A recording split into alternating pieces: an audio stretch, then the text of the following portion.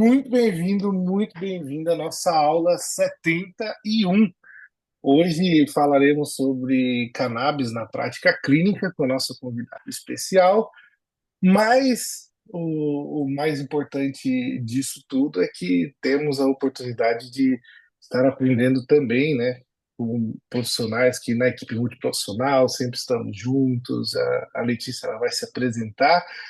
E essa é uma aula muito especial porque estávamos já há um tempo procurando e tentando fazer, a agenda muito complicada, mas a Letícia conseguiu estar aí durante as férias e estar com a gente. Muito bem-vinda, Letícia, entre nós. Fala um pouco para a gente quem é você, quem vos fala, quem nos fala.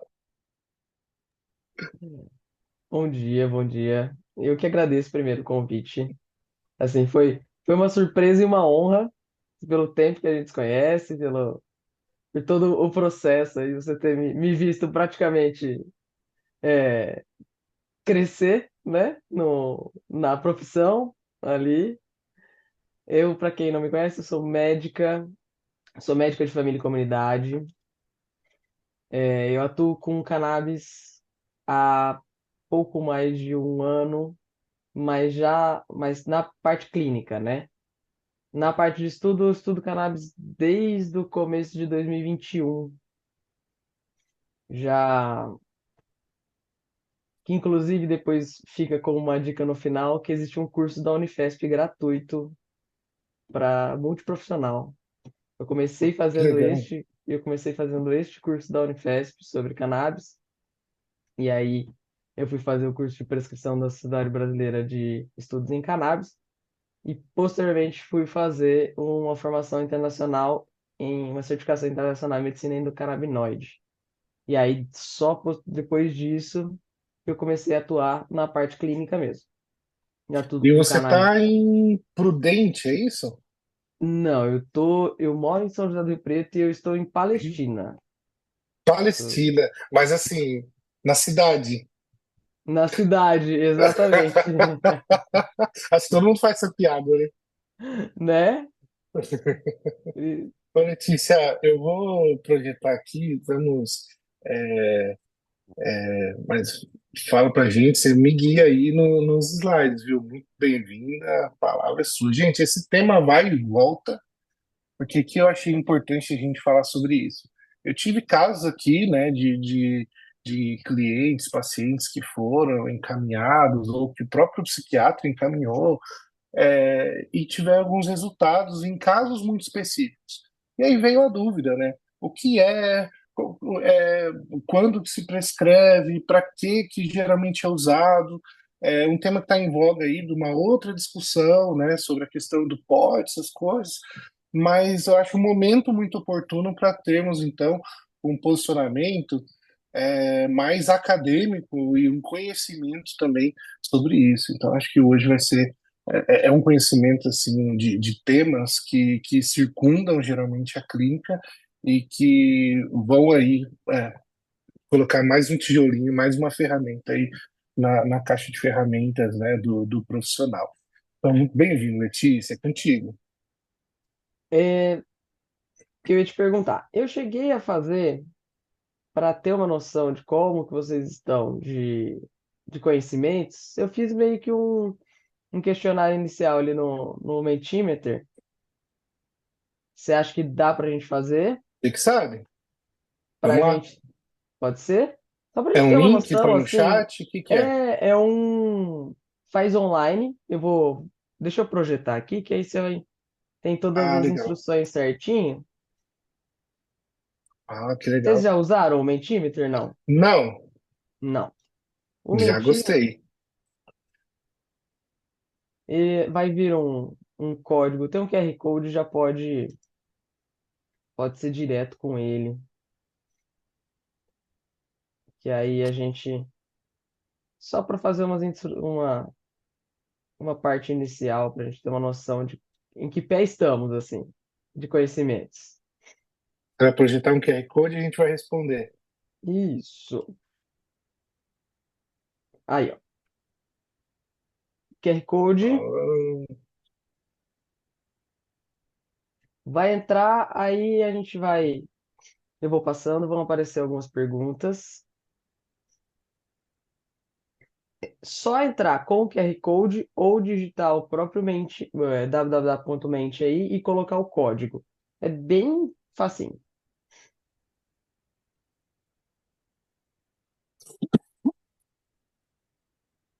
Mente. Aqui está esperando pelo apresentador, assim. Isso, porque a gente vai começar. Acho que todo mundo entrar aí, a gente vai começar aqui, ó. Eu mudei de tela, mudou de tela para você aí, não mudou? Ah, legal. É quando todo mundo tiver, dá um ok aí, nem que for no chat, só para eu ter uma noção.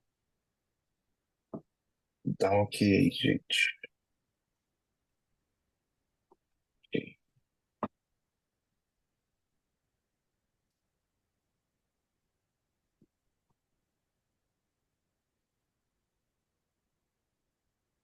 O que você sabe sobre cannabis? É bem basicão mesmo. Eu coloquei uma para ter uma ideia do que é que a gente. Conseguiu, gente? É que às vezes a pessoa usa o próprio celular para ver a aula. Aí Não, não tem, também. tem problema não. Mas eu consegui entrar aqui no tablet.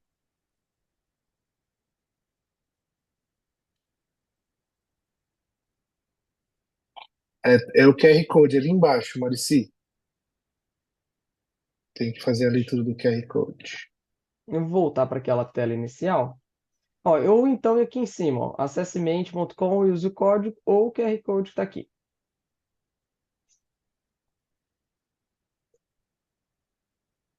Conseguiu aí, Leda?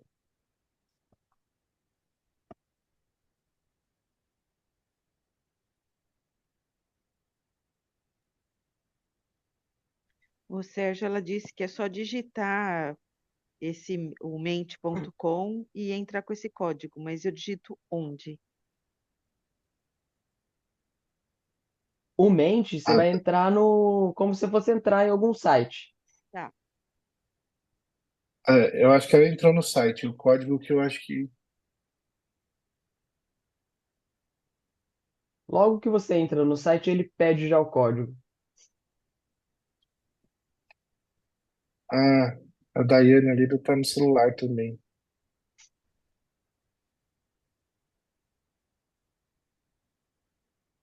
Não tem problema. Vocês vão respondendo mentalmente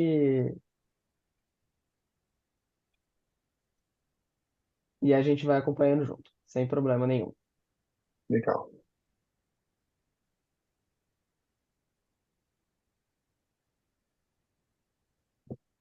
Mas eu gostei dessa ferramenta aí, hein? Vou usar.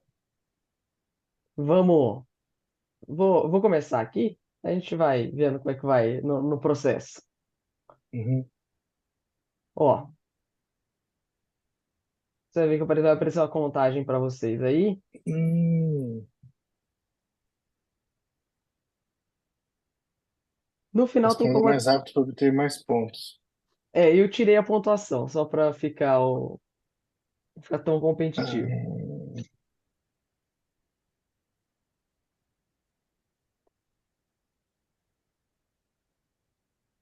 Ah, Todo mundo legal. errou. Todo mundo errou. Cannabis medicinal, Sério? todo mundo errou.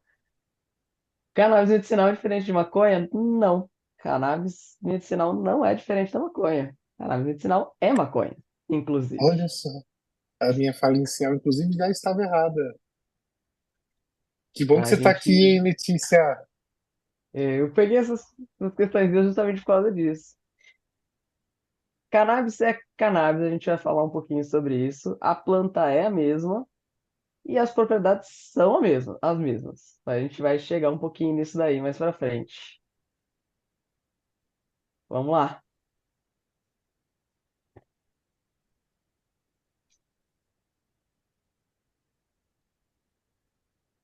Hum,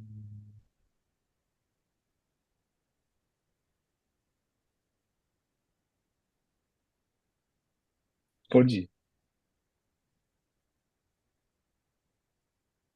Aí, ó, Ah, tivemos que agora legal. uma. Agora nós tivemos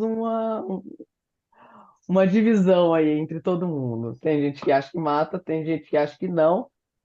Não mata. Spoiler, não mata. Não só não mata, como a gente tem propriedades de neuroplasticidade já descritas e documentadas. Neuroplasticidade, capacidade de formação de novos neurônios e neuroproteção. Inclusive, a fumada, a gente vai entrar nos aspectos dela com relação à parte pulmonar, mas com relação à parte cerebral, a gente não vai ter alteração. Pensando, pensando nisso, a gente não só não mata, como a gente tem a propriedade de neuroplasticidade e neuroproteção da cannabis aí, já documentada, inclusive. Que legal. Bora.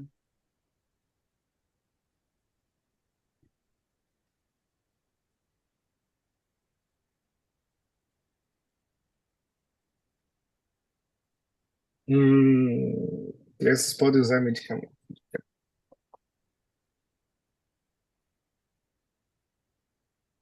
É, essa Oh, pelo daí, menos uma, hein?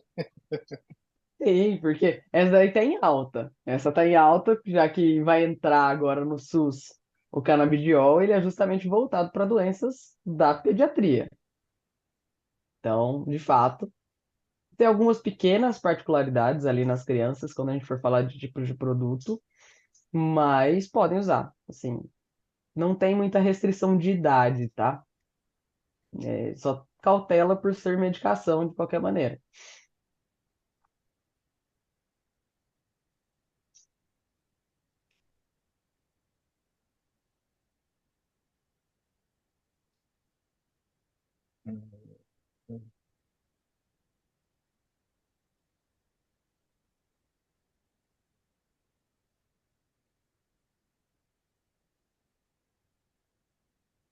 É verdadeiro. Verdadeiro. É verdadeiro. Todos nós produzimos, não só produzimos, como temos um sistema, que é o sistema endocannabinoide.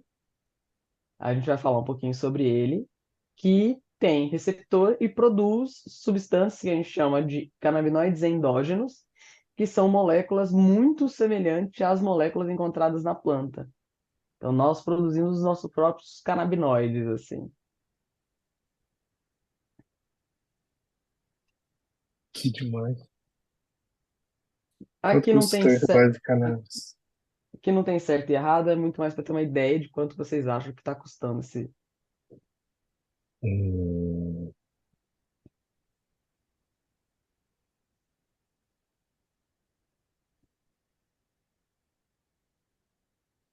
Tá, todo mundo mais ou menos da mesma página ali, de que dá para uns 200, 400 reais, dá para a gente ter acesso à medicação. É, acima de 1.000 eu coloquei porque tem muita gente que acredita que hoje o tratamento é muito caro. E a gente vai ver lá um pouquinho lá no final sobre as medicações de farmácia, que realmente são as medicações mais caras que a gente vai ter.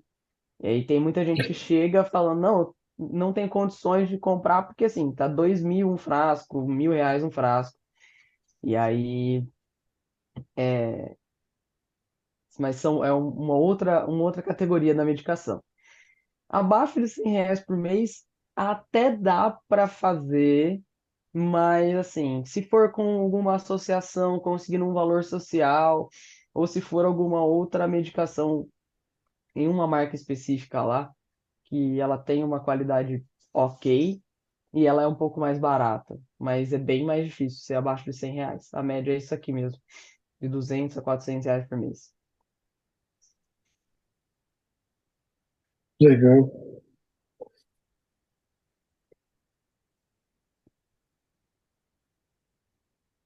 Ah, essa pergunta é boa, hein?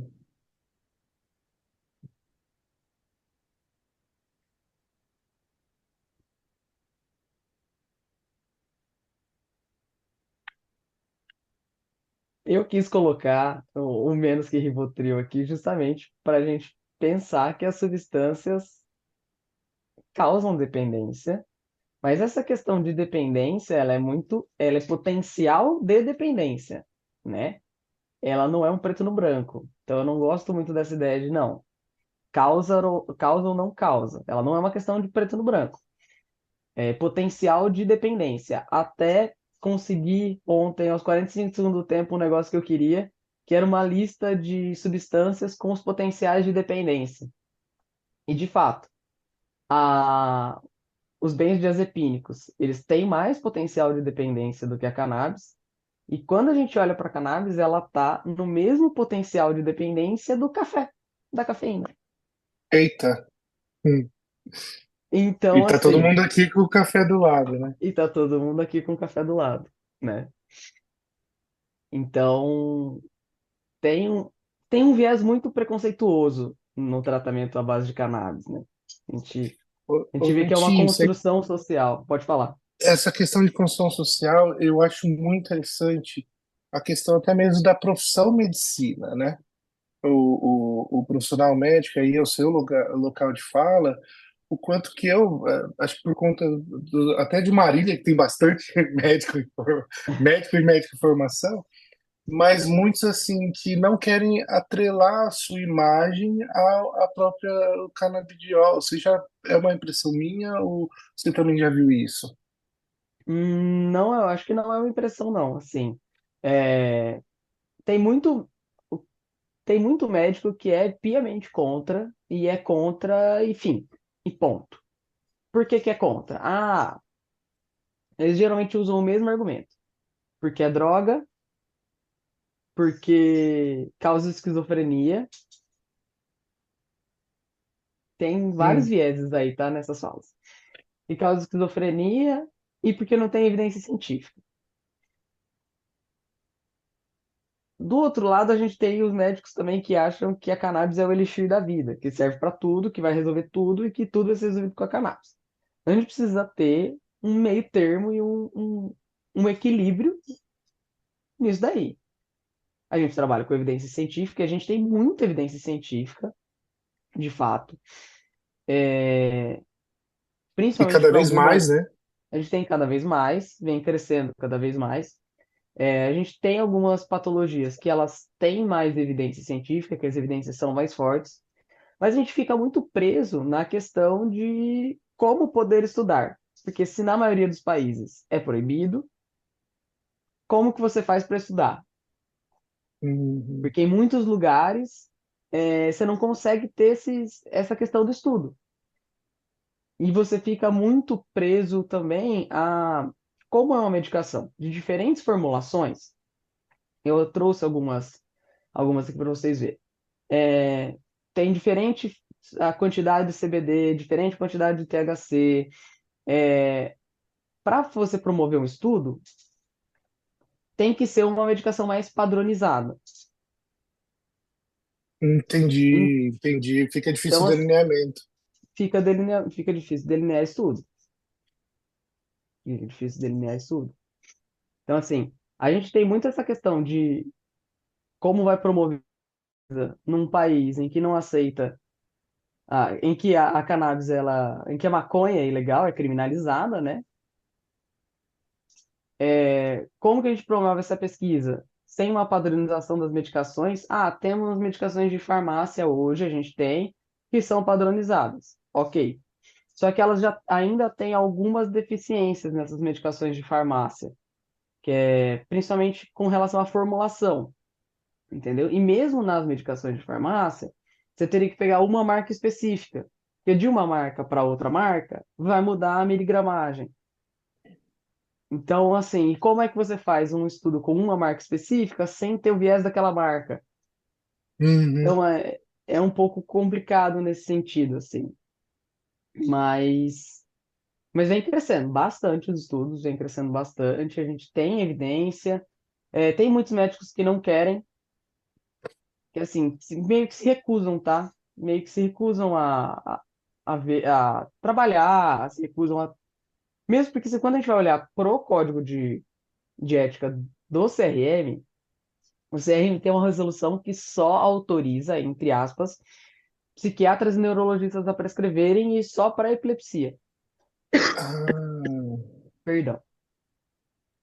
Quando a gente vai para a Anvisa, para a resolução da Anvisa, a Anvisa fala: qualquer médico pode prescrever. Qualquer médico, qualquer entendi. especialidade pode prescrever e vocês podem prescrever conforme o que vocês acham que é viável para o paciente, para a patologia que for viável para o paciente.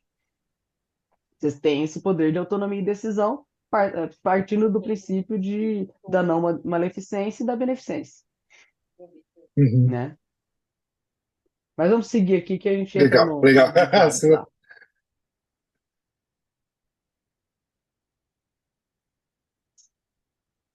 Para quem não sabe, se deixar ele, você vai longe, viu, gente? Vai, Então, né?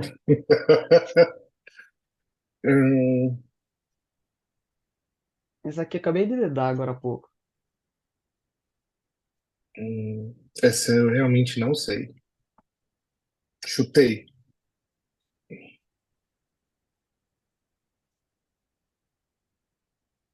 Ótimo. Ah, chutei bem. Tô bem. Já temos um bom começo aí, pensando que o THC não é o grande vilão da história.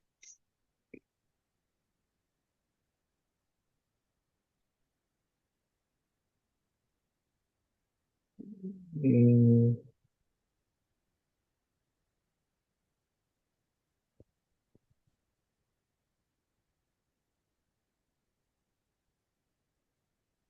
aí começa as siglas, né?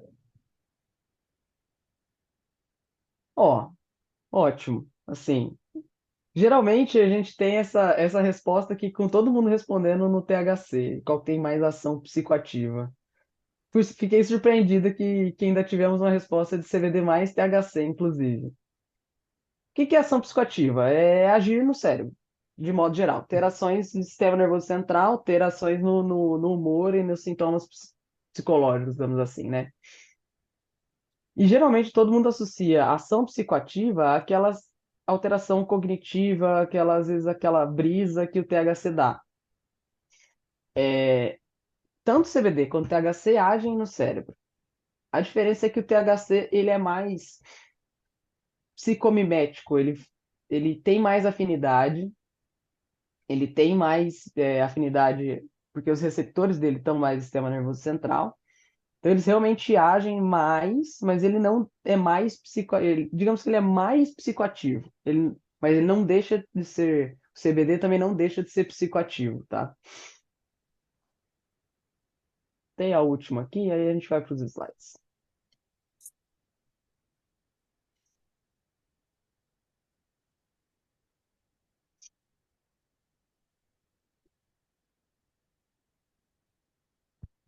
Hum,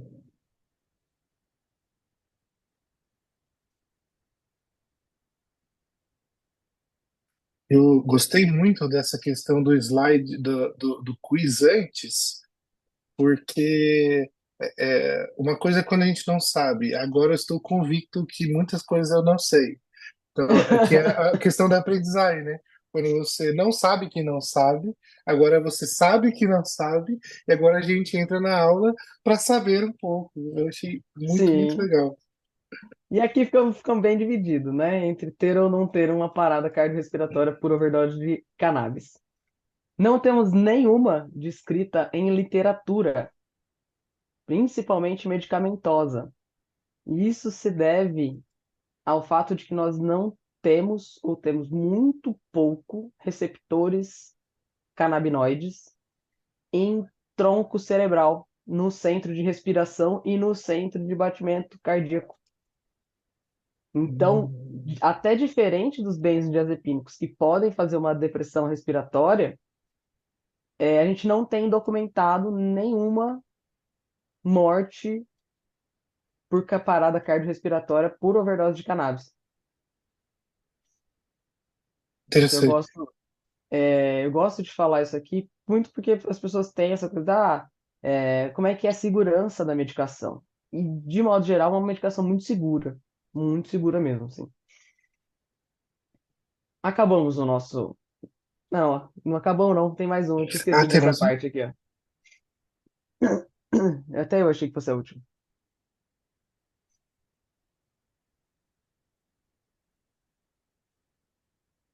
Nossa, essa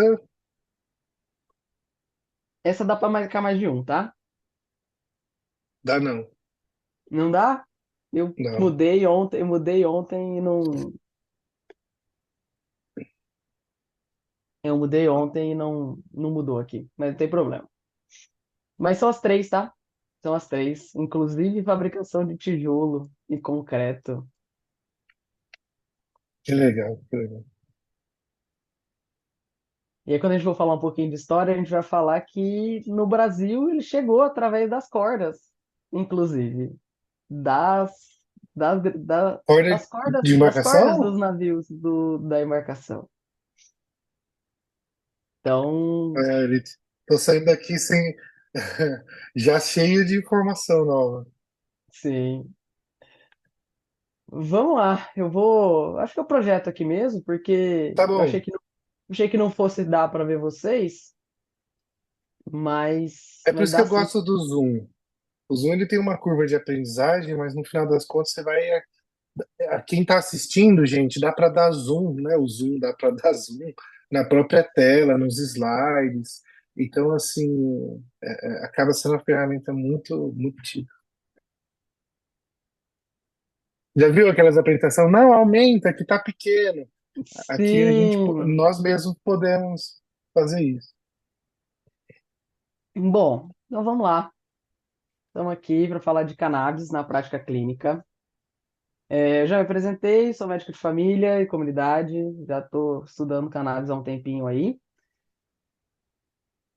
A gente começa falando dos aspectos históricos, vou passar bem rapidinho, tá? Para a gente não perder tanto tempo aqui. Mas a gente tem datado, ainda antes desses 2737 a.C., a gente tem datado da Mesopotâmia com 8.000 anos antes de Cristo, registros de uso Nossa, de cannabis. E aí vai aparecer aí para gente na parte medicinal esse primeiro registro na China em 2737 com o imperador Shennong, que é considerado o pai da agricultura lá na China, que já fazia referência a cannabis para dor e algumas doenças reumáticas. Depois a gente vem encontrar ali, vem evoluindo com o Papiro de Ebers de 1550, que também descreve o uso da cannabis ali no Egito. Então a gente tem uma ideia de que ela surgiu ali na Ásia, no meio da Ásia, e ela se expande para o Oriente Médio e ela se expande para o sul da Ásia, ali, que vai pegar a Índia, vai chegar a pegar o Egito. Então ela tem, logo depois ela já aparece na Índia ali, nos manuscritos sagrados, com a planta da felicidade, e aí começam a ter alguns registros do uso religioso, do uso ritualístico da planta. E aí tem alguns efeitos ansiolíticos que já começam a aparecer nesse momento também. Aí ela vai chegar na Europa ali, entre os anos 500 e 1000 depois de Cristo, e ela vai começar a ser usada muito por adaptação do solo, tá? A planta começa ali na Ásia e ela tem uma boa adaptação do solo para tipos medicinais, entre aspas, com mais presença de fitocannabinoides. Quando ela se expande ali para o oeste, que ela vai pegar o Oriente Médio, que ela começa a pegar na Europa, ela ela faz a adaptação do solo e ela começa a produzir uma planta mais longa, tanto ali quanto no Japão, né? Vão produzir plantas mais longas que vão ser mais características para a produção de fibras. Então ela era usada muito para a produção de papel, para a produção de corda, para a produção de tecido. E aí que vem a parte das cordas que eu disse, porque realmente a gente tem documentado que as caravelas que chegaram na América, elas tinham as cordas e as velas feitas de cannabis, feitas do que a gente chama hoje de cânhamo, né? Ainda ali na África, no Oriente Médio, a gente começa a falar de dor mesmo ali. Ainda de dor, começa a falar de edema, gota, dor uterina. Depois ela expande ainda ali na Europa, como eu estava explicando, para corda, tecido e papel. E ela vai entrar na medicina ocidental com o William. eu não sei, nunca sei reproduzir aqui o Shaughnessy, né? Que ele publica ali no, que ele vai publicar os efeitos benéficos dela em 1843 e aí ela entra de vez na medicina ocidental. E aí os registros, os primeiros registros da planta no Brasil, eles datam de 1549. Então, assim, Nossa, chegaram em 1500, em 1549 a gente já tem registro de cannabis aqui, que chegou não de existe duas Brasil maneiras. sem cannabis. Exatamente. E aí eles chegaram tanto ali nas cordas e nas velas, quanto pelos escravos. Porque até isso é até um pouco lógico quando a gente olha para os aspectos históricos, que a gente vê que aqui na África eles usavam a parte medicinal e ritualística, e na Europa eles usavam mais para a produção de tecido e fibra e papel. Então, quando vem para o Brasil, os escravos e os europeus, eles trazem as duas propriedades da planta. Inclusive, a gente tem na América do Norte, um período em que é incentivada a produção e a plantação de cannabis por ter um potencial econômico muito bom e pelo potencial pelo solo, né, ter muita adaptação também. Então, assim, a gente começa a história num cenário muito favorável para cannabis. Aí a gente já tinha os produtos aqui, ó, isso aqui eu trouxe alguns exemplos de produtos da época, tá? São extratos de cannabis, tinturas, né? Inclusive, esse aqui do meio, ele é uma propaganda de uma medicação brasileira que eram cigarros, de cigarros índios, né, que eles falavam, que são cigarros de maconha, cigarros de cannabis, para tratar asma, o que é até muito contraditório se a gente for olhar hoje, né? Mas existe a propriedade broncodilatadora, mas a gente concorda aqui que não é a melhor forma de ser usada, né? Mas não deixa de ser uma forma que era utilizada. Aí a gente vem para a criminalização. Então, primeiro, a gente tem a cannabis como planta, como produto como matéria-prima de tecido, de fabricação de corda e tudo. A gente tem a cannabis como medicamento e aí a cannabis é criminalizada. Como que chega a criminalização da cannabis? A história da criminalização ela começa com a Lei Seca, em 1920, ali nos Estados Unidos. O que acontece? A lei seca aumenta o consumo de cannabis, que as pessoas começam a parar de beber e não começam a não ter acesso, e começam a ter acesso a cannabis. Isso aumenta exponencialmente o consumo de cannabis, que antes era muito ligada aos imigrantes mexicanos e ao núcleo de jazz da música.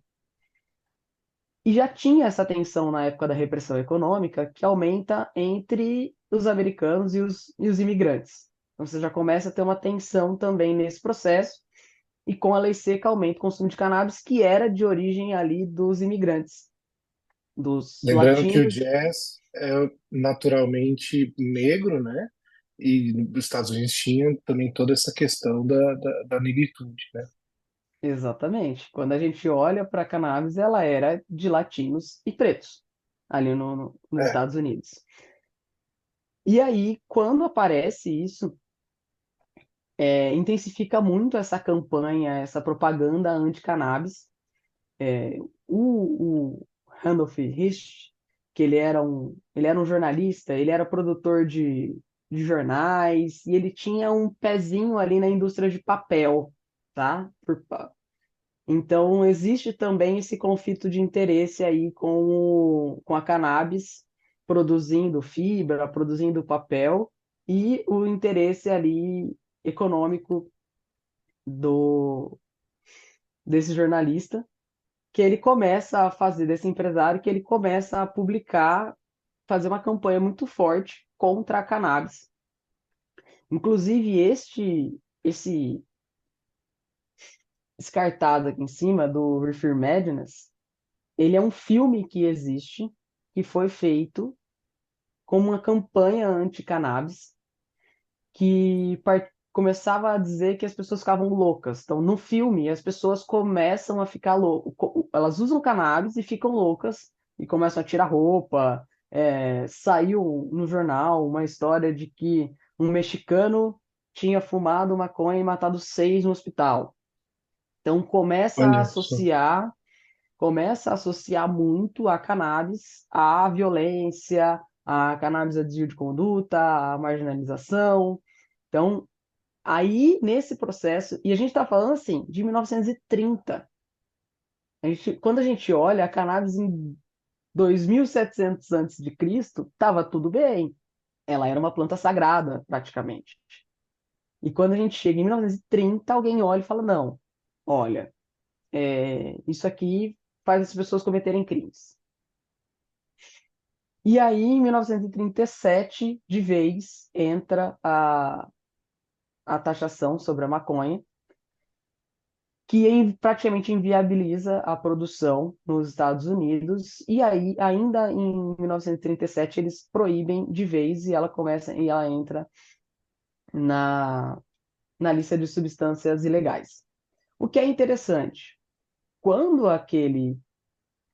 o William Brook lá, ele entra na medicina ocidental com a cannabis, que ele publica aquele primeiro trabalho, ela entra na farmacopeia americana de plantas medicinais. Então, ela estava na farmacopeia americana como uma planta medicinal, até esse momento aqui. Na verdade, em 1937, ela se torna legal. Ali por volta de 1940 e alguma coisinha, ela sai da farmacopeia. Então, ela deixa de ser medicinal ali nesse momento.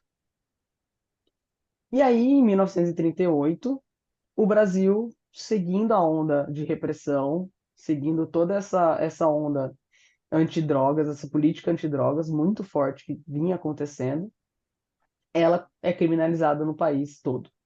E é até hoje. Então, aqui nós temos a origem da criminalização da maconha. Não é uma data, vamos e convenhamos que não é uma coisa que está muito longe, tá?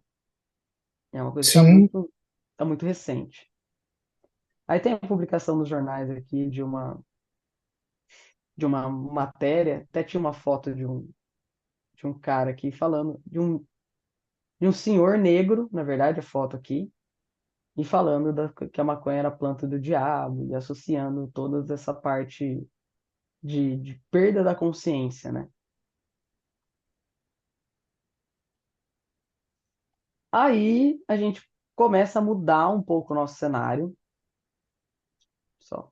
Começa a mudar um pouco o nosso cenário quando a gente descobre os canabinoides e o sistema endocannabinoide. E aqui vai entrar aquilo que eu tinha dito da gente produzir nossos próprios canabinoides endógenos, né? Então a gente tem o pai que a gente chama de pai do THC. uma Pode dúvida. falar, É pode falar. aprendido na faculdade de medicina o sistema endocannabinoide? Não, nunca ouvimos falar, assim, é uma Nunca vi no coisa. currículo.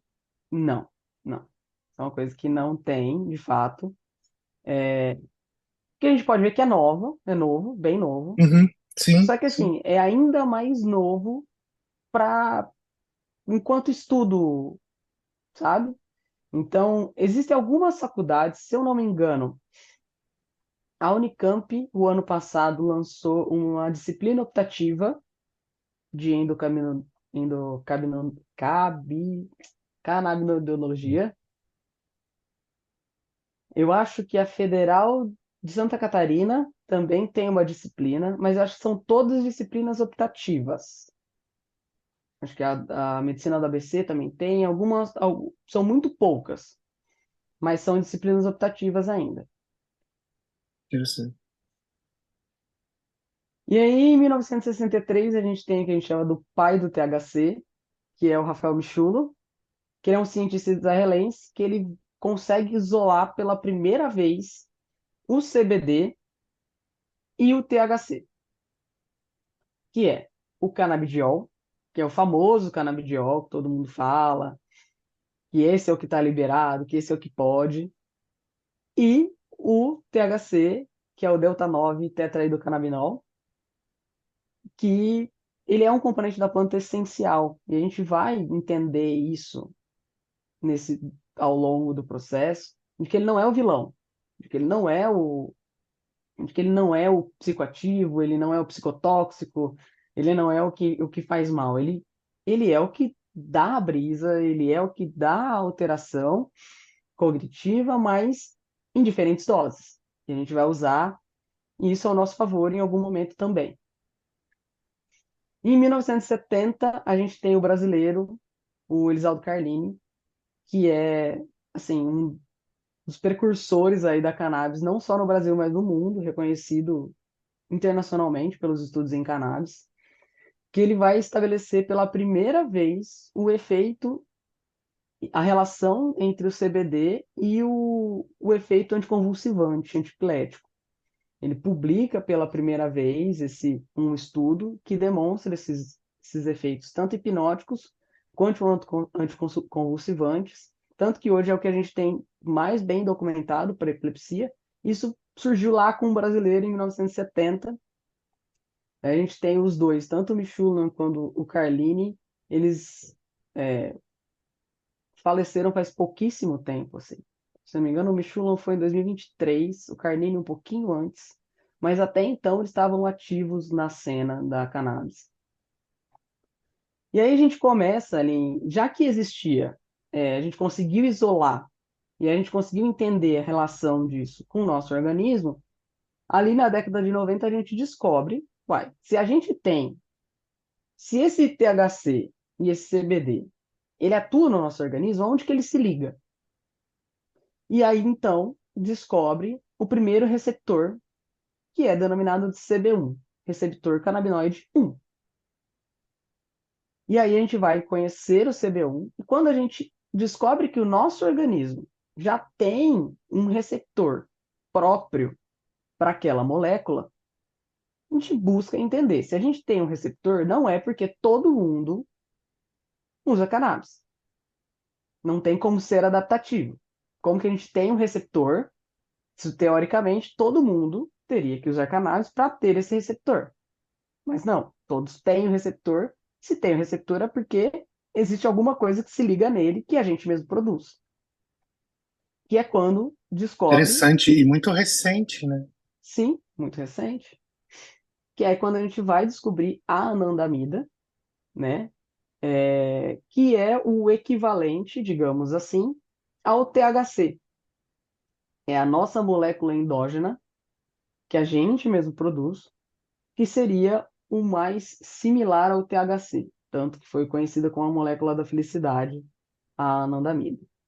Vamos descobrir o outro receptor, que é o CB2, e depois vamos descobrir ali o 2-AG, que é o 2-araquidonil glicerol, que então, o cenário que a gente tem hoje, basicamente, é de que existe um sistema endocannabinoide e que ele é composto pelos receptores canabinoides e pelos canabinoides endógenos.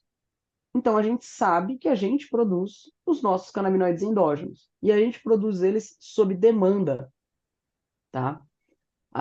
Como que seria uma produção sob demanda? Eu não estou o tempo inteiro produzindo anandamida, porque senão, teoricamente, eu ficaria chapado o tempo inteiro. Esse era um questionamento. Uai, se a gente produz uma molécula que é semelhante ao THC, então por que que a gente não fica chapado o tempo todo, né? A gente não fica chapado o tempo todo porque a gente produz quando precisa, certo? Que é aí que a gente vai entrar no sistema endocannabinoide por si só. O que é o sistema endocannabinoide, então? O sistema endocannabinoide, ele não existe diferente dos outros sistemas. Por exemplo, o sistema cardiovascular. A gente tem um órgão, a gente tem o coração. O sistema nervoso. A gente tem um órgão que é o cérebro. A gente não tem um órgão aqui. A gente tem um sistema de comunicação celular. Então, ele é um sistema Hum, baseado nessa comunicação celular, cuja função principal dele é manter o equilíbrio do organismo. Então, é manter a homeostase. Então, por isso que até que ele é produzido sob demanda. Então, ele não é produzido o tempo todo, porque se você está com um equilíbrio no organismo, você tem sua produção ali e está tudo bem. A partir do momento em que você desequilibra aquilo, você pode produzir mais canabinoide, os canabinoides endógenos, ou produzir menos. Então, até nesse sentido, Na minha cabeça é como se fosse um fiel da balança entre o sistema simpático e parasimpático ali, não é não. que se a gente for pensar em sistema simpático para simpático, eles são meio que automáticos, né? Eles são autônomos ali, e aí quando um acaba, o outro meio que ativa, né? Embora você tenha algumas outras estimulações, mas ele é um pouco nessa produção sob demanda mesmo. Se eu preciso, eu produzo. Eu não preciso, ele Um fica lá. funcionamento semelhante, então, ou não? Isso. Ali nesse sentido de eu preciso, eu produzo. Eu não preciso, eu não produzo, entendeu? Tá, entendi. Então, ele é como eu tinha falado ali, ele vai ser tanto para estimular quanto para inibir a atividade de alguns sistemas. O que é muito interessante dessa distribuição dos receptores aqui, só vou voltar um pouquinho, nessa imagem aqui do canto, aqui é a distribuição de receptor no nosso organismo. Então a gente não tem receptor canabinoide só no cérebro. A gente tem receptor canabinoide no cérebro, no coração, a gente tem no pâncreas, a gente tem no intestino, a gente tem no fígado, a gente tem no útero, a gente tem no músculo, a gente tem nos ossos, a gente tem no nosso sistema imunológico. O que muda é a quantidade que a gente tem de receptor, né? No cérebro é predominantemente CB1, né? A gente vai mudar a quantidade de receptor que a gente tem, mas a gente tem receptor em praticamente todas as células do nosso organismo. Assim, é muito legal porque ele não é um sistema fixo, ele é um sistema que está presente em vários outros órgãos para estabelecer isso. E isso vai ser justificado quando a gente olha aqui nessas funções do sistema endocannabinoide. Então, ele vai agir em controle de estresse, ele vai agir em controle da dor, ele vai agir em memória, aprendizagem, coordenação motora, neuroproteção, diferente do que a gente pensa de queimar neurônio, aquilo que a gente tinha dito. Ele vai ajudar em neuroproteção, em desenvolvimento neuronal e na plasticidade neuronal. Então, assim, diferente do que a gente acredita quando fala de maconha, que queima, vai queimar teu cérebro, vai torrar a tua cabeça, a gente tem uma visão completamente diferente quando a gente olha para isso, quando a gente olha para os estudos. Controle de sono, gasto energético, regulação de temperatura, imunomodulação, que a gente vai ter ação imunossupressora, a gente vai ter ação anti-inflamatória. Então, quando a gente olha para as funções do sistema endocannabinoide, em regular a nossa homeostase, em regular, manter esse equilíbrio, a gente percebe que não é uma ação em um único local, que ela é uma ação global e que ela vai atuar em vários pontos, assim, de uma maneira bem interessante. Coloquei essa balançazinha aqui para a gente ver da homeostase, mas principalmente para a gente entender que isso daqui também influencia no nosso sistema endocannabinoide. Então, mudança ambiental, estresse físico e mental alteram o nosso sistema endocannabinoide. Além das alterações orgânicas, a gente tem estudos de que eu não acabei nem trazendo, mas a gente tem um trabalho bem legal falando da ativação do sistema endocannabinoide através da yoga. Então, assim, para manter esse Que equilíbrio, legal. para trazer essa ativação. Então, quando a gente fala do que a gente pode fazer para melhorar o tônus do nosso sistema endocannabinoide. Fazer uma atividade física, tomar sol, porque a vitamina D vai ter bastante relação com isso. Uma alimentação com bons ácidos graxos aí, né? A gente fala do ômega 3. Isso ele vai fortalecer o nosso sistema endocannabinoide, né? Eu trouxe os componentes, não se assustem, eu trouxe de uma maneira bem resumida, só para a gente saber que existe, como que é formado então o sistema endocannabinoide. A gente vai ter os receptores canabinoides espalhados pelo organismo. Então, o que a gente tem hoje? CB1 e CB2. Aqui, quando a gente vai olhar, assim, eu trouxe o CB1 e CB2, que é o básico do básico. Mas a gente já sabe que os canabinoides endógenos, que os canabinoides em geral, eles se ligam a receptores de serotonina, a canais iônicos, a outros canais varínicos, a gente se ligam a outros canais no nosso organismo e atuam em diferentes locais. Mas a gente, no básico, ficando aqui com o receptor CB1 e CB2. Aí, os ligantes endógenos, que é o que a gente produz, que é a anandamida e o 2-araquidonoilglicerol, que é o 2-AG, e as enzimas de síntese e de metabolismo. As de síntese, a gente nem fala tanto, porque o que mais aparece nos estudos, o que mais aparece aqui, são essas de metabolismo, que são essas de quebra, que é a Fá e a MAG, né? Então, produz ali os canabinoides endógenos, eles são produzidos, eles atuam nos receptores e eles são degradados em ácido araquidônico e glicerol e ácido araquidônico e etanolamida. Então, assim, é muito básico isso aqui, mas é só para a gente entender que existe um sistema que ele tem enzima de degradação, enzima de síntese, existem receptores e existem substâncias que nós mesmos produzimos no nosso organismo que são similares àquelas que a gente encontra na medicação, justamente para a gente entender como a medicação age, porque se é um remédio, ela tem que agir em algum lugar, né? Uhum.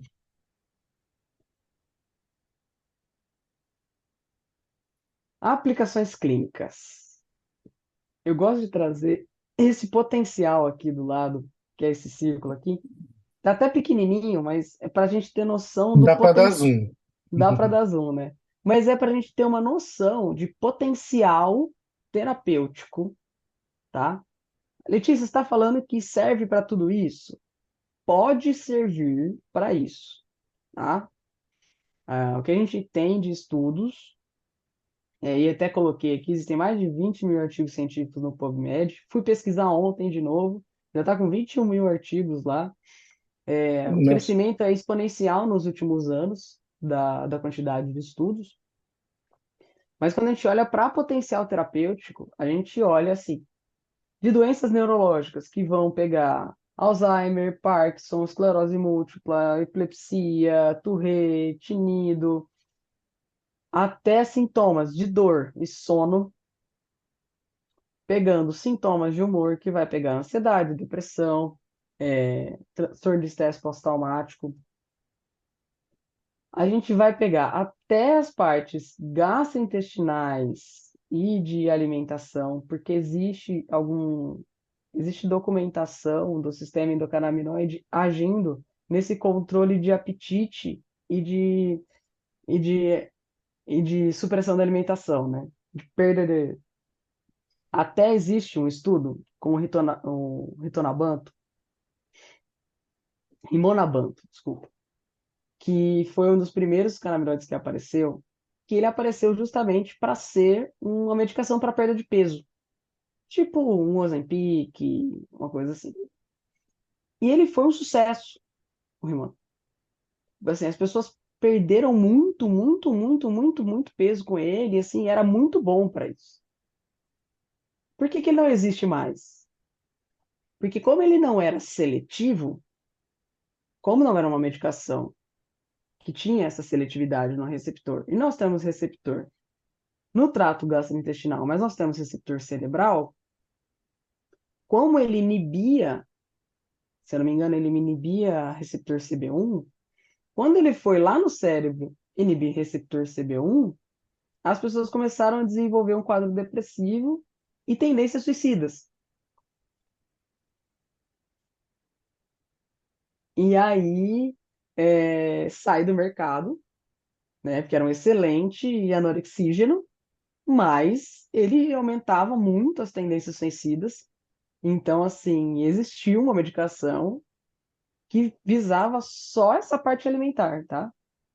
E aí é muito bom, porque assim, a gente está falando aqui de perda de peso, de perda de apetite. Mas você pode ver aqui que ele serve para tratamento de anorexia. Então ele pode aumentar o apetite. Porque isso é muito interessante, porque a gente é a maneira como a gente dosa e titula a medicação, ela vai ter funções diferentes, tá? Então, a gente tem um potencial terapêutico muito, muito, muito, muito grande. Mas eu deixei aqui do lado os que têm os níveis de evidência maiores, os níveis de evidência mais limitados. Mas assim, o que a gente tem hoje, muito claro, são para essas quatro patologias: dor crônica e dor neuropática em adultos, náuseas e vômitos induzidos por quimioterapia, espasticidade muscular na esclerose múltipla e epilepsia refratária grave. Aqui em epilepsia refratária grave entra a medicação que vai ser fornecida pelo SUS, tá? Que vai ser fornecido exclusivamente para três tipos de epilepsia refratária e grave: síndrome de Dravet, síndrome de Lennox-Gastaut e esclerose tuberosa. Então, hoje, o que a gente tem no cenário do SUS é a liberação pelo alto custo do canabidiol isolado, tá? A gente vai falar já já qual a diferença entre eles, mas do canabidiol isolado para epilepsia refratária grave dentro dessas três síndromes: Lennox-Gastaut, síndrome de Dravet e esclerose tuberosa. O que a gente tem mais de evidência ainda? A gente tem evidência para ansiedade, fobia social, distúrbio de sono, alguns sintomas de demência, alguns sintomas de alguns sintomas principalmente não cognitivos do Parkinson, então o tremor, a rigidez, a espasticidade do Parkinson. Temos evidência para redução de apetite e perda de peso em pacientes com HIV, do transtorno de estresse pós-traumático, e a síndrome de Tourette. Acabei de ver aqui que tinha uma pergunta. Deixa eu voltar então. Nosso Nosso canabinoide. cardeal é produzido quando é mais Isso. triste, mais feliz ou nas ressignificações?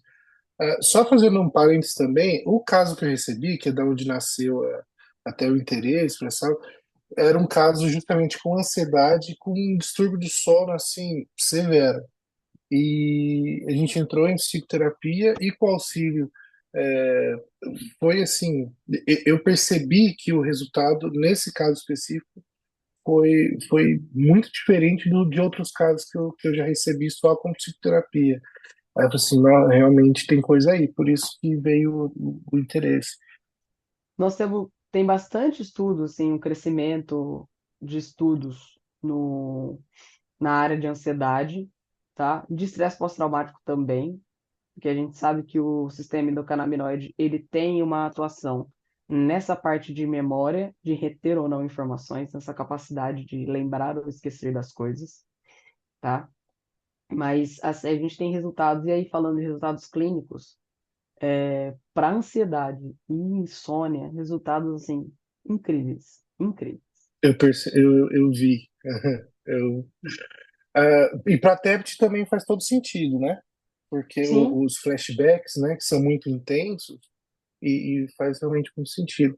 Acontece que a prevalência de TEPT, pelo menos na clínica, na minha experiência, não é tão alta assim, mas bem não legal. é uma, acho que assim, para pelo menos para mim que não estou tão inserido no contexto de psiquiatria por si só, puramente, né? Porque a gente está na atenção primária, a gente pega muito saúde mental, mas eu não estou inserida no contexto de psiquiatria por si só. Então eu pego pouco TEPT claro, assim, né? A gente tem alguns pacientes que fizeram um TEPT e, assim, prolongou com uma ansiedade, com um quadro depressivo, alguma outra coisa assim.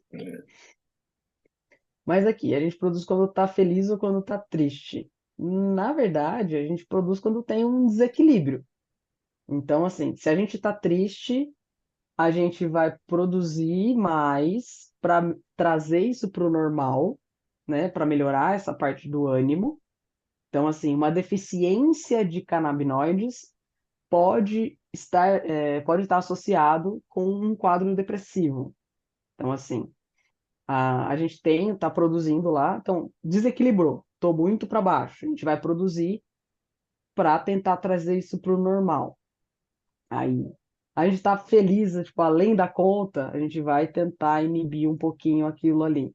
Mas de modo geral, digamos que a gente produz mais quando a gente está mais triste, para tentar reequilibrar do que quando a gente está feliz. Quando a gente está feliz, se a gente for pensar por esse lado, a gente tem um efeito bem documentado, que é o runner's high, que é a brisa do corredor, que antes era muito atribuída só à endorfina. Tá? Quando o corredor, não sei se vocês já ouviram falar o que é o runner's high, né? O runner's high, ou a brisa do corredor, é o bem-estar que os corredores relatam depois de um certo tempo de corrida. É um prazer, um bem-estar que eles relatam após um certo tempo de corrida. Isso vale para atividades físicas mais intensas também. Inicialmente, esse fenômeno ele era atribuído puramente à endorfina, né? O que a gente sabe hoje é que, além da endorfina, a gente tem a produção de anandamida, que é aquele THC endógeno.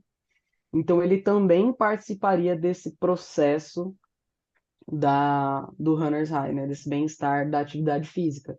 Então, quando a gente está feliz, a gente pode produzir, quando a gente está sobre atividade física, a gente pode produzir, porque ele é, como eu disse, ele é produzido sob demanda.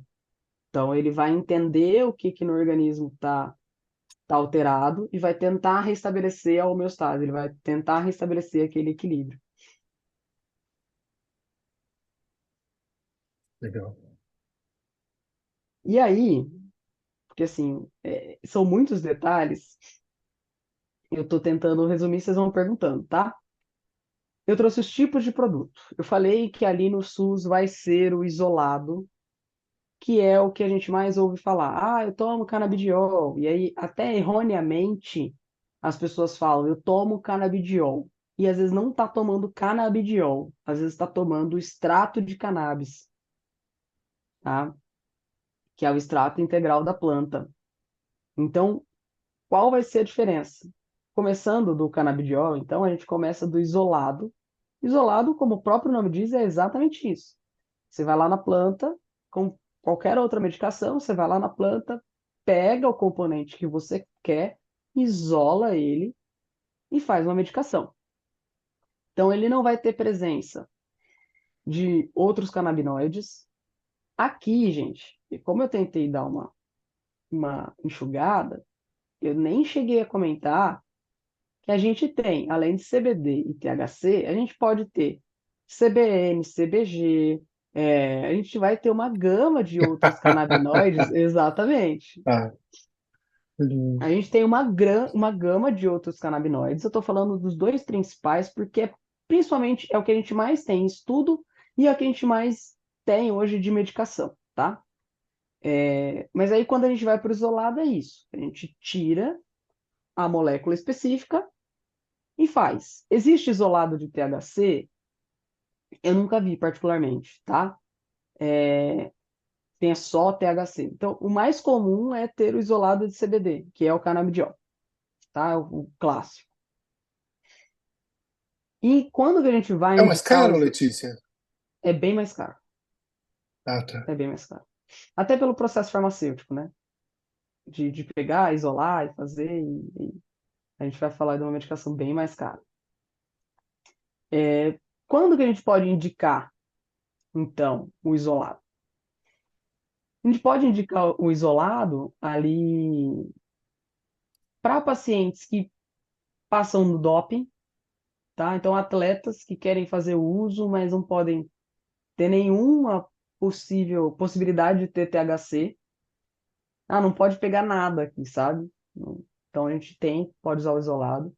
Pacientes que fazem teste toxicológico e não pode ter nenhum traço de nada.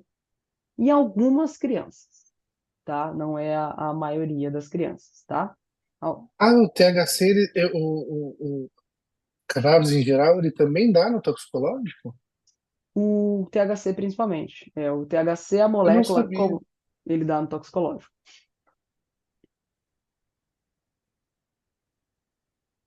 Aí quando a gente sai do isolado, que a gente vai para um grau acima do isolado, digamos assim, a gente vai para o broad spectrum, ou espectro amplo, tá? Então, o que que seria o espectro amplo? Vai ser a medicação que tem a planta inteira, então a gente deixou de isolar a molécula e a gente passou a ter a planta toda. Então, aqui vai entrar os outros canabinoides que eu citei e os terpenos. Terpenos são substâncias,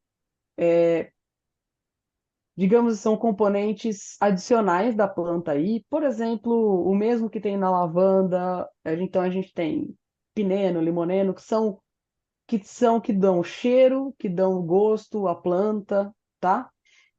Então eles vão ter algumas partes terapêuticas também. Então, no Broad, a gente tem todos os componentes da planta, menos o THC. Então, a gente pega a planta, faz o produto e tira o THC, certo? Para quem que vai usar esses produtos? Vou te dizer, eu, Letícia, nunca usei Broad Spectrum, tá? Mas tem muito colega, principalmente que trata autismo, que gosta ali de usar um Broad Spectrum por causa das crianças, dependendo da criança, tá? Então, quem que vai ter essa indicação? A maioria das crianças e pacientes que são sensíveis ao THC. Por que as crianças, tá? Porque criança não pode com THC, criança pode com THC. O que acontece? Como o THC tem mais afinidade pelo sistema nervoso central, quanto mais a gente demorar para usar o THC na criança, então esperar o desenvolvimento cerebral dela, quando a gente mais tempo demorar para usar o THC, melhor. Ah, eu tô com um paciente autista que é agressivo, que se bate. Eu vou usar o Broad?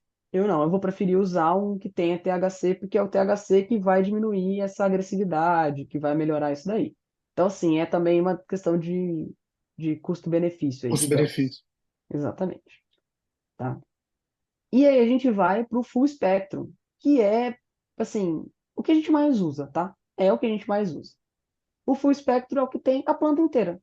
Por isso que naquele momento que eu perguntei para vocês, a cannabis medicinal é diferente da maconha? Não é. Ela é a planta inteira transformada em medicação, tá? Quando a gente fala a planta inteira, entenda, não é pegar um pé e fazer. A gente faz da flor, tá? A gente faz da flor. A gente vai usar as folhas para fazer fibra, essas coisas mais assim. A gente faz da flor. A gente pega todos os componentes da planta, incluindo o THC. A maioria dos adultos, a maioria das prescrições, elas são com full spectrum. O que é que muda quando a gente vai falar desses full spectrums? A quantidade de CBD e de THC em cada full spectrum. Então, assim, vão ter full spectrums que vão ser ricos em CBD, então ele vai ter mais CBD do que THC. Vão existir full spectrums que vão ser 1 para 1, então a proporção é exatamente essa, 1 miligrama de CBD para 1 miligrama de THC. E nós vamos ter os full espectros ricos em THC, que tem mais THC do que CBD, tá? Então, essa A proporção planta, sim, qual a proporção natural na flor, sim? depende da flor. Sabe? Depende da flor. Tá. A gente vai olhar. Isso é muito interessante para o contexto clínico, porque geralmente o paciente chega assim, eu estou tomando CBD. E aqui a gente percebe, então, o que que é e quais são os diferentes. Legal. Quando o paciente chega, é muito difícil da gente saber sem a gente ter o que ele está tomando. Porque o que a gente pode, o que a gente pode ter como padrão é de farmácia? Se é de farmácia, é rico em CBD e tem menos de 0,2% de THC, porque é o que a Anvisa permite hoje. Entendi. Então, se é de farmácia, eu já presumo que é rico em CBD e tem menos de 0,2% de THC. que isso significa? Só isso significa. Eu não sei miligrama, eu não sei nada. Então, assim, para saber Uhum, miligrama, eu preciso saber. Tem X miligramas por ml e assim sucessivamente, tá? Eu tô tomando um óleo de cannabis. Isso não me diz absolutamente nada. É a mesma coisa que eu olhar para você e falar assim, eu tô tomando um antibiótico, sabe? uhum, Qual? Não sei, entendeu? Então, é bem uhum. isso. Então, a gente tem essas três formulações, a gente acaba usando muito mais os full spectrum, tá? Por quê? Por causa de um efeito que a gente chama de efeito entourage ou efeito comitiva, que é um efeito que foi observado que medicações isoladas, para ter o mesmo efeito de uma medicação que contém a planta toda, você precisa de uma dose maior para ter o mesmo efeito. Então, esse efeito comitiva diz que os componentes da planta, eles se ajudam entre si para ter um efeito melhor. Então, assim, Interessante. um full spectrum, eu precisaria de uma dose menor do que de um isolado, por causa desse efeito comitiva ou efeito entourage que a gente fala. Então, a gente acaba usando o full spectrum mesmo na maioria dos casos, certo? Porque interfere na absorção também. Sim, até pela forma como da interação da própria medicação no potencial de ação, sabe? Formas de apresentação. Temos a cannabis como, então? É o óleo? É só o óleo? Não é só o óleo. Nós temos. O óleo é o mais comum, tá? Por que que eu pus aqui o óleo e o sprayzinho do lado? Porque a gente tem via Impressa oral, de Jair Bolsonaro ou de uma das casas. Dá o. lá. Tranquilo. Porque a gente tem aqui ou o óleo por si só, ou o spray sublingual, que é basicamente a mesma coisa do óleo, tá? É, só muda a forma de aplicar. Porque o spray você vai colocar embaixo da língua e o óleo você vai colocar embaixo da língua. Então, esses dois aqui eu coloquei juntos porque eles são basicamente a mesma coisa. É o mais comum, tá? Forma do óleo. Eu trouxe um olhinho aqui. É um olhinho normal. Conta-gota, né? Hum, Com um olhinho sublingual. Essa é a forma mais comum que a gente tem, tá? Esse aqui é um importado, mas tanto os nacionais, quanto os de farmácia, quanto de associação, são todos dessa maneira. Os óleos. é um E óleo nós, sublingual. óleo sublingual. É, nós vamos ter os sprays nasais, tipo rinossoro, sabe? De aplicar no Hum, nariz. O spray nasal, ele é usado essencialmente para crises, tá? Crise de dor, crise epilética, crise de ansiedade. Então, dependendo da formulação, você tem o spray nasal para isso. O spray nasal, ele veio como uma alternativa à flor, tá? Porque existia a prescrição de flor, existe documentado o uso vaporizado, que é diferente do uso fumado, tá?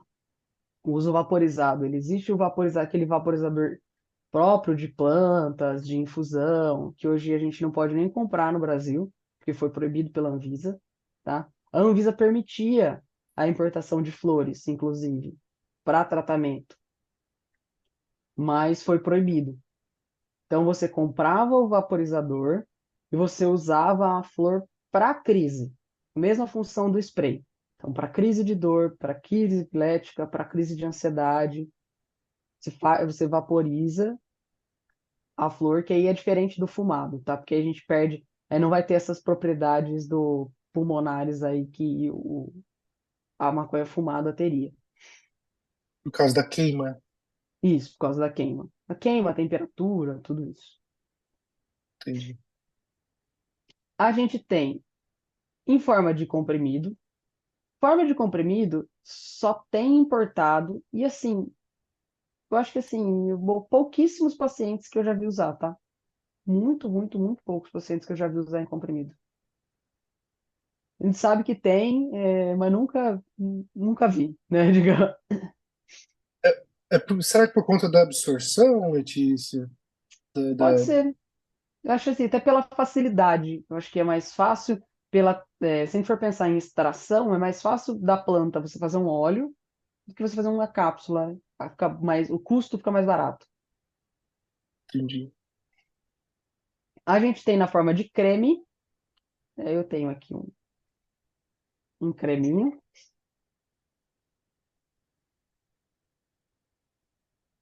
E aí o creminho, creme, normal. Esse daqui, ele é para dermatite, geralmente é feito com algumas outras coisas, mas é para dermatite, para dor, depende da composição também, tá? A gente tem Já ele na usou para forma. psoríase? Eu não, mas eu já vi relatos de colegas que usaram para psoríase com boas respostas, tá? Legal. Com boas respostas. Já vi como eu nunca prescrevi o tópico para psoríase, essas coisas assim, mas tiveram colegas que já tiveram uma resposta muito boa. E esse bonitinho aqui É são porque os psoríase gummies. cai muito Não em pode falar. consultório também. A gente vê muito. Cai, né? Porque tem muito do Cai muito em consultório. componente psicológico, né? Muito. E aí, geralmente, nesses casos, pensando assim, em psoríase, por exemplo, e em dor, para que a gente usaria o tópico, tá? A gente costuma usar os dois. O óleo, Ah, faz interação. o óleo para poder fazer o tratamento por si só ali, controle dos sintomas emocionais, controle da dor, e o tópico, né? A pomada para ter esse efeito local. Costuma ter mais resposta, tá? Do que Legal. só o tópico por si só, né? E a última forma de apresentação são os gummies. Gummies mesmo, sabe? Balinha, né? Nos Estados Unidos, os importados, né, tem bastante apresentação de gummy. A gente usa, às vezes, para o paciente tomar à noite na hora de dormir. Como lá? Porque o que acontece? Por que que a gente tem tanta forma farmacêutica? Porque lá nos Estados Unidos, na Europa, pode vender. A regulação, na verdade, nos Estados Unidos, ela não é feita pelo FDA Drugs, ela é feita pelo FDA Foods. Então, ele entra meio que como um suplemento alimentar, tá? Entendi. Então, as pessoas vão lá e compram essas gummies, por exemplo, para uso recreativo.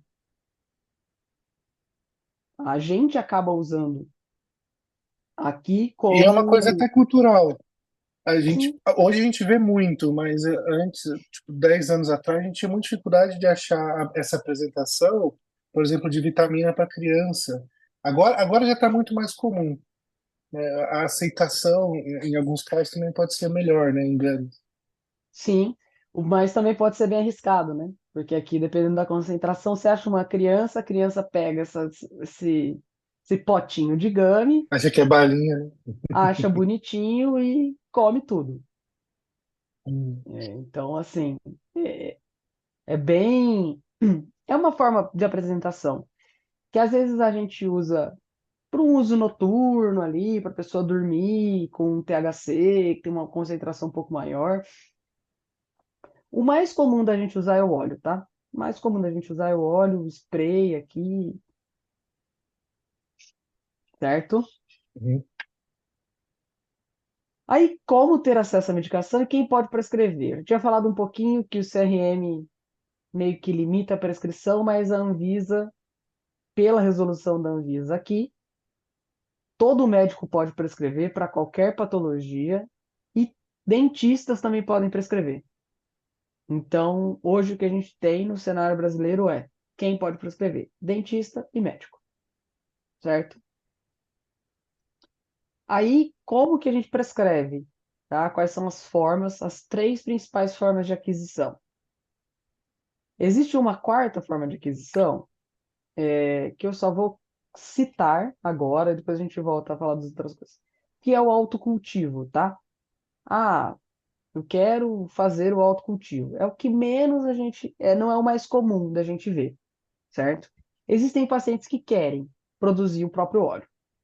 Aí tem que Uhum. passar em consulta, tem que ter relatório, tem que ter curso de cultivo, tem que ter curso de extração, para conseguir ter um habeas corpus, para conseguir cultivar em casa, é uma grana bem boa, assim, sabe que vai. É uma grana bem, bem, Bem, eu estava na Argentina em janeiro e assim é muito comum as pessoas terem em casa assim. Só que é mais para recreativo, né? Não conheci nada para mim, mas é muito comum que é permitido, se não me engano, ter uma planta por morador em sim. casa, assim. Então, assim, o Cômoda, né? autocultivo é, é o que a gente, é, é aquela coisa, né? É permitido ou não é criminalizado? Que é mais ou menos o que a gente tem aqui no Brasil hoje, né? Não é criminalizado você ter 6 pés, mas você vai ter 6 pés na sua casa,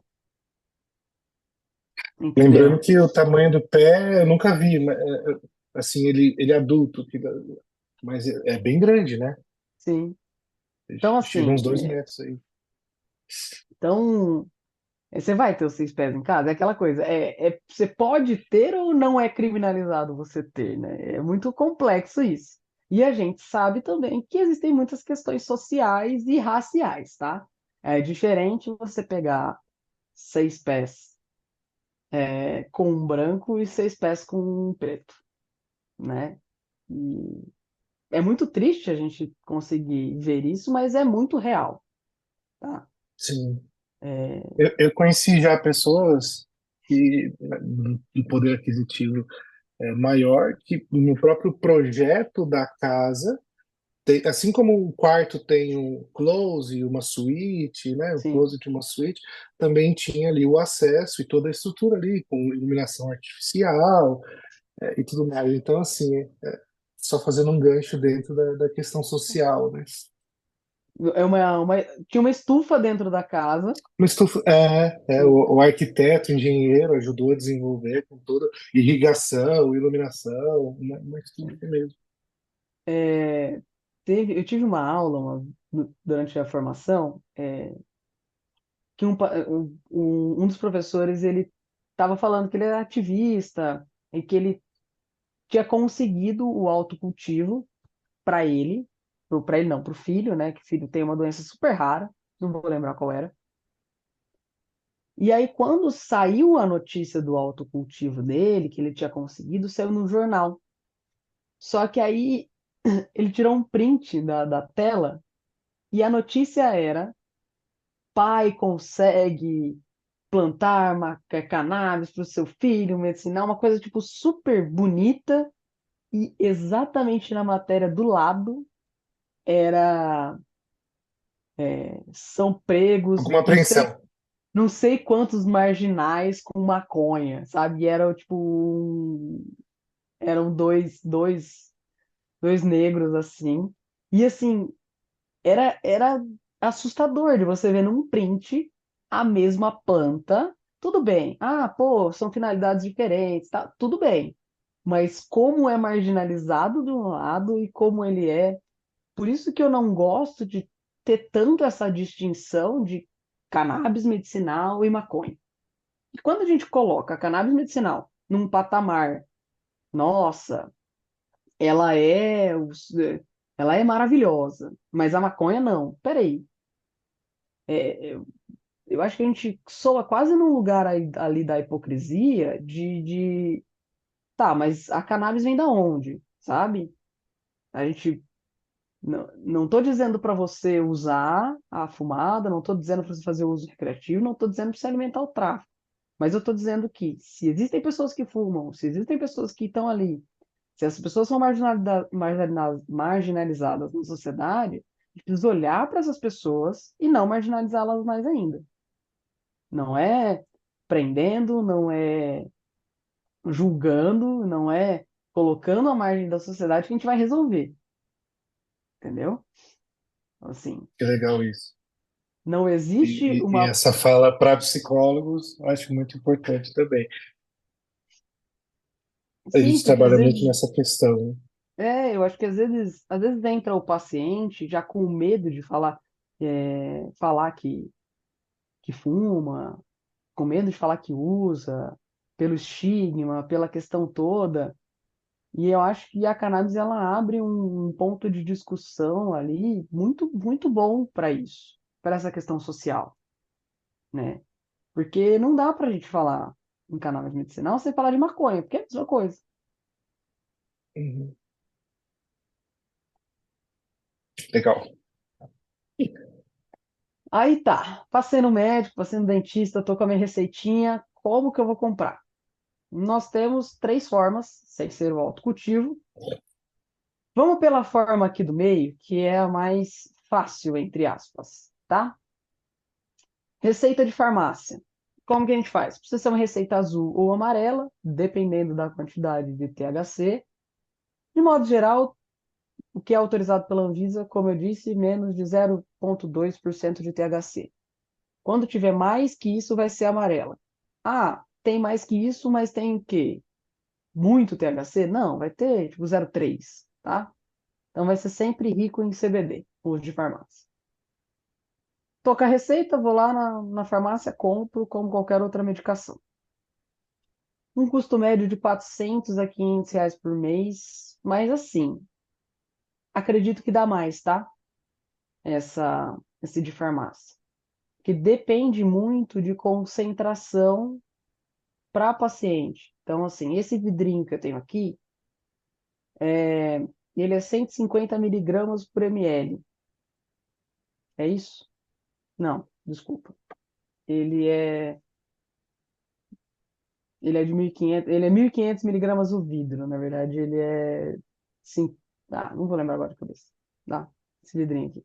Ele é 1.500 miligramas o vidro. Os de farmácia costumam ter uma concentração bem menor.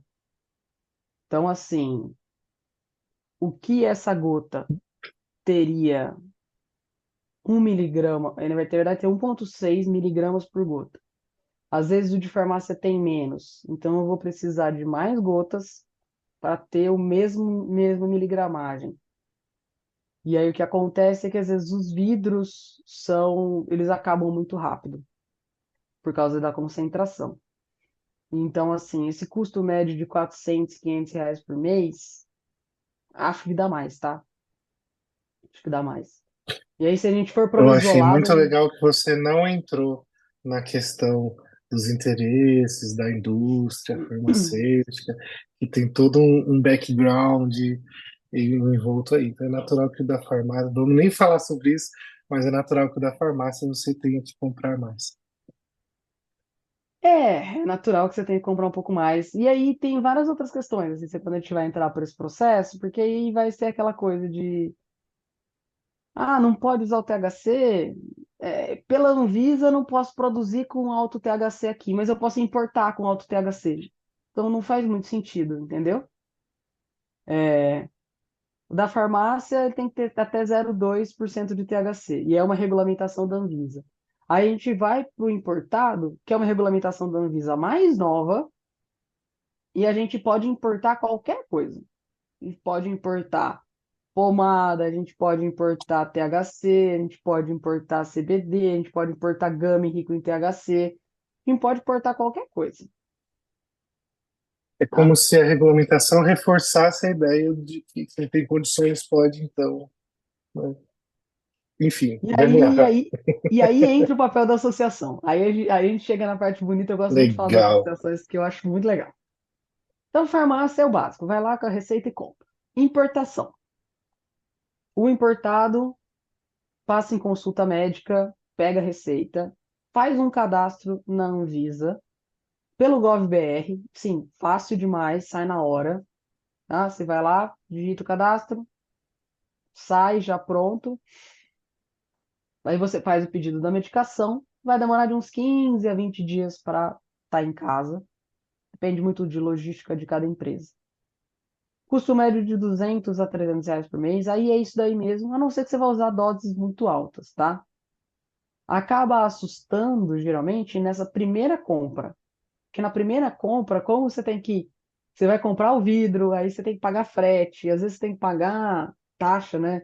Algumas taxas, então acaba assustando um Acabou de pouquinho essa. pagar a consulta, Sim, sim, então dá um custo de implementação inicial ali um pouco maior. exatamente. Porque, por exemplo, esse vidrinho aqui, tá? Tô lá com uns 1.500 miligramas. Esse vidro, para mim, ele dá um pouco mais de um mês. Então, quando a gente põe na ponta do lápis, ele não vai custar os 300 reais que ele custou. Ele vai custar ali 200, 150, dependendo de quanto você usa por dia, tá? Então, assim, é muito nesse sentido que a gente faz esse cálculo mensal. E a gente pode adaptar a realidade do paciente, tá? A gente tem marcas top de linha, a gente tem marcas intermediárias, e a gente tem marcas que são boas, mas que assim não são tão boas. Então, que seria um custo. Esse processo de brand, de marca, ele está acontecendo também em associações, Letícia? Tipo, tal associação tem um processo mais acurado? Tem. Porque aí, quando a gente vai para a Tá, associação, a questão da associação é a seguinte: a associação ela é tipo uma ONG, né? Que existe o termo associação mesmo, né? Então, ela é tipo uma ONG. Ela geralmente ela surge de um grupo de pais, de um grupo de alguma pessoa que conseguiu o habeas corpus e começou a produzir, e aquilo foi virando um conglomerado de pessoas que precisavam da medicação e começaram a produzir e desenvolveram uma associação. A maioria delas, a maioria não, uma grande quantidade delas tem o HC, então elas são judicializadas para conseguir. O HC é o habeas corpus, tá? Elas têm o HC, elas têm a judicialização para funcionar, mas elas não têm uma regulamentação da Anvisa. Por isso que aqui a gente fala da questão de vai ter diferença na produção? Vai, porque a gente vai ter as associações que estão há bastante tempo aí, que já tem um laboratório maior, que tem certificado de até um nível análise. tecnológico, né? Exato, é bem isso, assim, de tecnologia mesmo, tá? De produção de medicação. A gente tem associações muito boas, inclusive a gente tem uma das melhores associações que a gente tem no Brasil é em Marília, Eu sabia que você ia falar isso. que é a Maria Flor. A gente tem uma. Tô ensaiando para ir conhecer, tô sambando aí para Pouca gente conhecer, conhece. tô sambando aí para conhecer, mas quero muito. É uma das melhores associações que a gente tem hoje. Uma É, farmacêutica estava fazendo um curso, aí um curso dado para o governo, para as farmacêuticas da rede. E aí ela tirou uma foto e me mandou. Falou assim, ó, quem fez o curso? Aí era a suspensão aqui de Marília. Ela me sim. mandou, achei bem interessante. São muito receptivos, tá? São muito receptivos, os produtos são muito bons, a tecnologia é muito boa, é bem legal. O trabalho social que eles fazem também é muito legal. Porque o que acontece? As associações têm isso também. Algumas associações, como tem a taxa de associação, algumas associações elas têm tipo uma casa de acolhimento. Se eu não me engano, eu acho que a Flor da Vida, que é de Franca, tem uma casa que tem TO, que tem psico, que tem Nutri. Então, que ela tem esse atendimento para os associados.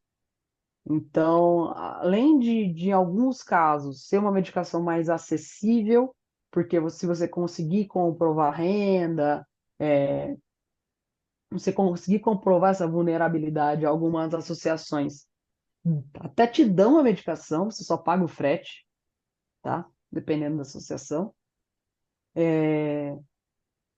Ainda tem essa ação social ali, né? Tanto da luta para regulamentação, quanto para essa ação mesmo com os pacientes. Então, assim, eu sou muito fã das associações pelo trabalho que fazem. É muito, muito, muito Além das legal mesmo. ações educativas, né? Sim. junto a universidades, etc. Eu acho que a associação foi a virada foi o meio, né, de criar conscientização, de gerar, foi bem legal mesmo. É o meio contraventor da cannabis, assim, no Brasil, porque, assim, é aquela coisa. A gente pode importar, a gente pode comprar em farmácia, mas a gente não pode produzir. Desculpa. Então, e aí, quando começam as associações, a gente começa a ter um movimento contraventor aí muito legal, assim, e é muito legal ver a cena nas associações de fato.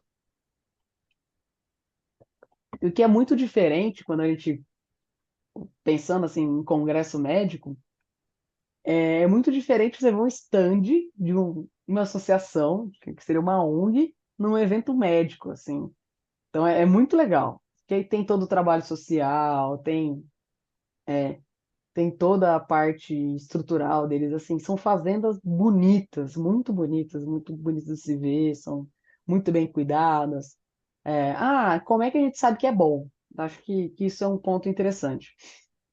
Existe um negócio que chama certificado de análise, que a gente chama de COA, que tanto pros importados, porque as pessoas têm mania de achar que o importado é melhor, tá?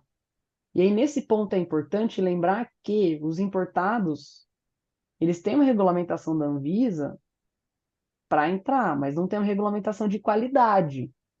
E principalmente nos países de origem, foi como eu disse lá nos Estados Unidos, ele não é regulado pela FDA Drugs, ele é regulado pela FDA Foods. Então, ele é um suplemento alimentar. Então, assim, não é tudo que a gente importa que é bom. Por isso que a gente olha o certificado de análise. O certificado de análise, ele é como se fosse uma bula, entre aspas, tá? Ele é uma análise de laboratório que vem lá quantidade de canabinoides que tem, para a gente saber se está batendo com o rótulo, se tem metal pesado, se o solo estava contaminado, quais outros recipientes que podem ter ali nesse produto. Então a gente sempre avalia, a gente, no caso, o prescritor, tá? A gente vai avaliar esse COA, a gente vai avaliar esse certificado de análise para ver se o produto que a gente está prescrevendo ele é bom mesmo ou não, né? E as associações sérias e as associações de mais tempo, elas têm o COA. Elas têm esses mesmos COAs, ela consegue dizer para mim exatamente, ó, isso aqui passou numa análise de laboratório. Geralmente tem os laboratórios da Unicamp que fazem esse certificado de análise também. Passou na análise do laboratório, tá aqui, tem isso, tem isso, tem isso, não tem metal pesado, não tem contaminante de solo, é um produto bom e eu posso te dizer que é isso que eu tô te invasando, te entregando aqui, sabe? Então, pode falar. Você deu uma Não, respirada não, é aí isso. que Vamos lá. Gente, perguntas. Estamos é, encaminhando aí. exatamente. Esse é meu último slide, inclusive. Letícia, bom, eu vou nem falar que eu tenho dúvida, porque já fui tirando aqui durante, mas eu saio daqui justamente, se fosse fazer aquele questionário agora, eu acho que eu já iria um pouco melhor, viu? Sim, Bom, se também não tiver dúvida, a gente pode usar o chat ou abrir o áudio aí, fique à vontade, pode abrir o áudio, mas pode perguntar no chat. Eu tem deixei meus comentários aí contatos também, aqui, ó. parabéns pela aula, excelentes Obrigado. explicações. Que foto linda, olha só. Gente, então tá aí os contatos, né, doutora Letícia, aquilo que eu estava falando no começo. É uma coisa a gente conhecer, outra coisa a gente gostar, outra coisa a gente admirar. A Letícia, ela tem essas três coisas. E eu não conhecia esse lado professora também. Muito, muito, muito bom. Muito obrigado mesmo. Tem comentário aqui. Obrigado, Letícia, sensacional. Meia aula, muito esclarecedor. E entramos também em férias. Obrigada. Gente, sigam a Letícia. Eu tenho produzido também materiais em rede social. Falei aqui, parabéns, ótima aula. Sem palavras, realmente, Letícia. Esse contato que tem aqui, inclusive, é o contato do consultório, tá? Se quiserem me mandar mensagem tanto para para perguntar alguma coisa, eu tô aberta, sem problema nenhum, mas é o contato do consultório também. Então, assim, se Você quiser, atende man- online? atendo online, Legal. tendo telemedicina, sim. Na verdade, a maioria que eu atendo é tudo telemedicina aqui. Muito E bom. então, se quiser mandar dúvida, manda aí, manda e-mail, manda no WhatsApp, manda no Instagram. Se quiser perguntar aqui também, se mais para frente vocês quiserem falar sobre alguma coisa mais específica sobre a cannabis, eu tentei passar muito rápido por tudo, assim, para resumir numa aula aí de. Hoje passei bastante do horário, né? Fizemos uma aula dupla aí. Passei Ô, bastante do horário. Você foi deixando eu falar, eu é fui isso que tá falando. olhando. E se deixar a gente vai mesmo, né? Não é a primeira vez.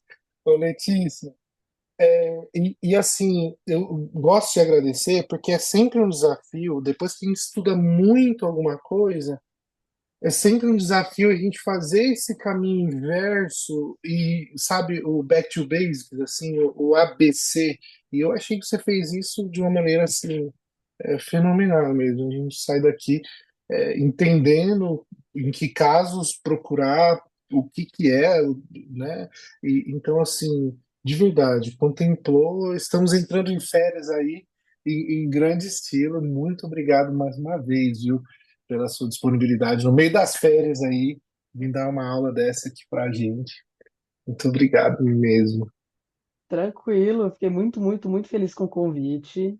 É, eu acho que no final a gente acabou não falando, né, que na verdade eu fui aluna da Maiara, por isso que a gente se conheceu. Oi, E então, assim, eu fiquei muito feliz com o convite, de verdade. Fico muito feliz que vocês tenham gostado, fico muito feliz que tenha conseguido esclarecer. É um tema muito denso, muito novo e muito complexo. Então, assim, tentei permear as coisas da maneira mais simples. Pode ser que dúvidas apareçam nesse período.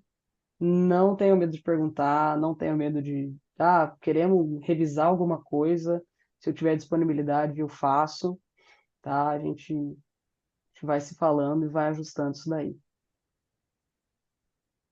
que legal. Gente, vocês também ficaram até agora aqui. Um grande abraço, a gente se vê. Nós vamos ter uma roda de conversa sobre o filme Divertidamente e nós vamos ter uma aula sobre psicologia e envelhecimento, um treinamento, na verdade. E isso nas próximas aulas, temos o próximo semestre aí. Então, estamos juntos. Muito obrigado. Beijo, gente. Beijo todo mundo. Ei, Obrigado, Letícia. imagina.